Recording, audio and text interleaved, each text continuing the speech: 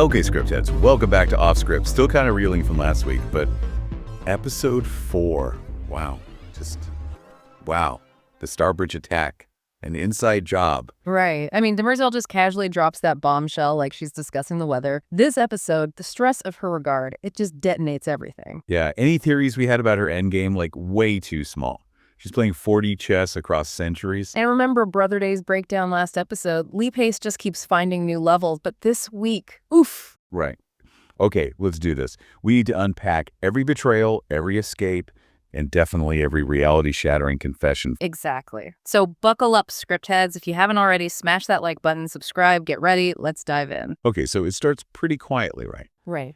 Demerzel and Zephyr Varellis back in the Imperial Garden for another therapy session. If you can even call it that. Right. And then, bam, the confession. She just drops it. She orchestrated the Starbridge attack, armed Anacreon and Thespis. I actually paused it. I had to rewind. Like, did I hear that right? Mm-hmm. And her reasoning, it's just ice-cold logic, isn't it? She judged it would protect Seldon in the long run, extend Empire's reign somehow.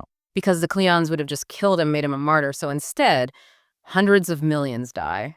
Exile looks merciful by comparison. Right. And when Varellis pushes back, Demerzel's line, it was not nothing, it was everything. And I made my judgment in spite of this. Chilling. Laura Byrne's performance there, unbelievable. You see the centuries of weight. Oh, yeah. And then the face slice, revealing the metal underneath. So visceral. It just flips season 1 on its head, doesn't it? Her Zeroth law programming protect humanity being twisted to this extreme. Absolutely. It's bending until it nearly breaks. Okay, so while that bomb is dropping, we cut to Ignis. Right, Ignis. And we finally get the payoff from Han Pritchard running terrified from the mule last episode. And it's way worse than just being scared, isn't it? Oh, much worse. This whole psychic malware idea they introduced, Right.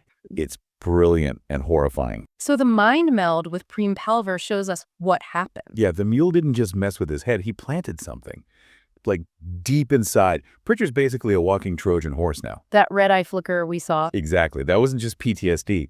That was the mule in there, actively getting info. Which makes that whole Gale Pritchard romance suddenly super important, right? Not just filler. Totally. Which is brilliant because the mule is weaponizing emotion. Pritchard's feelings for Gale. It's the perfect infiltration. Right. It's exploiting the Second Foundation's biggest blind spot. Such a great point. Okay, which brings us to the absolute core of this episode for me. The parallel escapes. Right. Brother Day and Brother Dawn. Yes. So first, Day. Yeah. His escape is just pure regression. Totally. He's rejecting everything, just wants to find Song in the Mycujin sector. He even consults the Cleon 1 hologram, not for wisdom, but for tactical info on Demerzel's golden tool. And then spits at the hologram, the contempt for his own legacy. Wow. Pure Cleonic villainy. And then manipulating Mavon, his loyal guard. That was brutal, promising to cure his daughter. Uh-huh. And then just shoots him. Feeds nanites into the body to fake his own death. Ice cold. Lee Pace was just dark as space in that scene, that voiceover. No one can escape Empire, not even Empire. Yeah. But I'm going to see how far I can go. His shivers. Meanwhile, you've got Dawn. Right. His escape isn't regression, it's evolution. He wants truth, psychohistory, not just running away. And Gale shows up in person this time, not a hologram. Right. And that whole sequence, the meeting in the tea shop, the Imperial soldiers closing in. The psychic chase through the Trantor underbelly, that was awesome. So good. And Gale revealing her mentalic powers, making them invisible, finally seeing that payoff from Ignis. She gives him that choice. Stay and drown or leave and learn the truth. And he takes the leap unto the beggar's lament. Total leap of faith, abandons everything. Which is huge for a Cleon. And then Gale hits him and us with bombshell number 2. We call ourselves the Second Foundation. Boom. Mind blown again. Yeah, the Empire is literally birthing its own opposition. So you've got Day escaping from duty with violence, Dawn escaping to purpose with courage. Amazing contrast. The whole galactic chessboard is just scrambled now. Empire's leaderless, Second Foundation's exposed and infiltrated. And it really nails that core idea of the show, you know, how individual choices, emotions, they break all the math. Exactly. Psychohistory can predict masses, but one person's choice, that's the chaos factor. All right, quick fire time, Scene Stealer Award. Gotta be Laura Byrne as Demerzel. That confession scene alone. Agreed. That masterclass in underplaying devastating revelations, the mechanical sorrow, like you said, perfect. Okay, WTF just happened moment.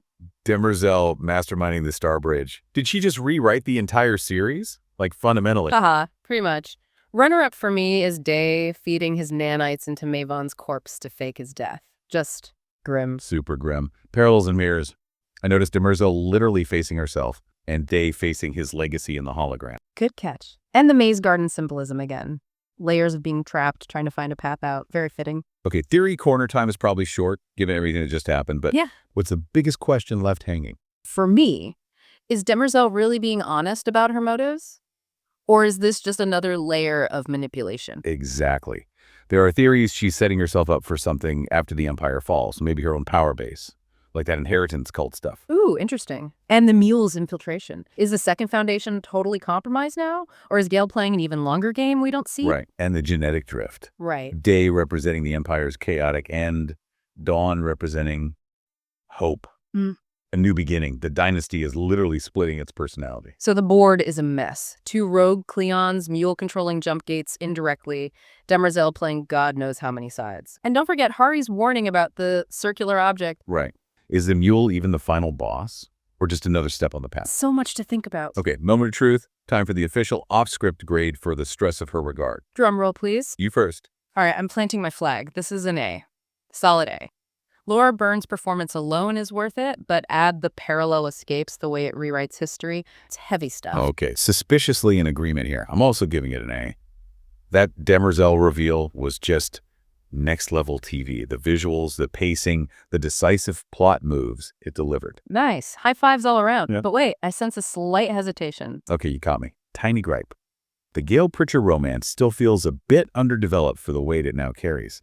That 32 days line just kind of landed weirdly for me. Yeah, I'm with you on the romance feeling rushed. And like I said, Dawn's escape maybe felt a fraction too convenient, but minor quibbles. Definitely minor. And Lee Pace, as a furious clone in existential crisis, hide the porcelain. Totally. But yeah, overall, a huge episode. Definitely the best of Season 3's second act so far, I think. No question. It delivered on the setup beautifully and Right. really cranked the stakes for the endgame. Dual A's it is. So we give it an A. But what about you listening? What's your grade? Drop it in the comments. And no pressure, but if you rate it too low, we might have to call Demerzel's Starbridge demolition crew.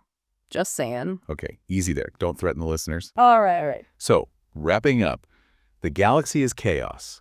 Trust is gone, alliances are broken, rogue Cleons are loose, the Second Foundation is compromised, and an android just rewrote history. The math is getting messy. But that's the core Right. of it, right? Even with psychohistory, trying to predict everything, human choice, emotion, that unpredictable Right. variable, it keeps breaking the equations. Demerzel, the Cleons, the mule, they all prove it. Which leads to our final provocative thought for you to chew on. What if the greatest act of control in galactic history, the result engineering the Starbridge attack, was actually the catalyst that fractured the Empire beyond repair? The thing that broke it wide open. Ooh, the ultimate unintended consequence. Love it. Makes you think. Definitely. Okay, script heads, that's our deep dive for today. Hope you enjoyed the breakdown. If you did, you know the drill. Like, subscribe, and slap that notification bell so you don't miss our next one. Precisely. We'll be back to break down episode 5, and trust me, it looks like it's going to be absolutely unhinged. Join us next time on Off Script, where space drama meets, well, sibling rivalry, apparently. Until then, may your programming stay paradox-free, and remember in Foundation's universe, even the androids have serious trust issues.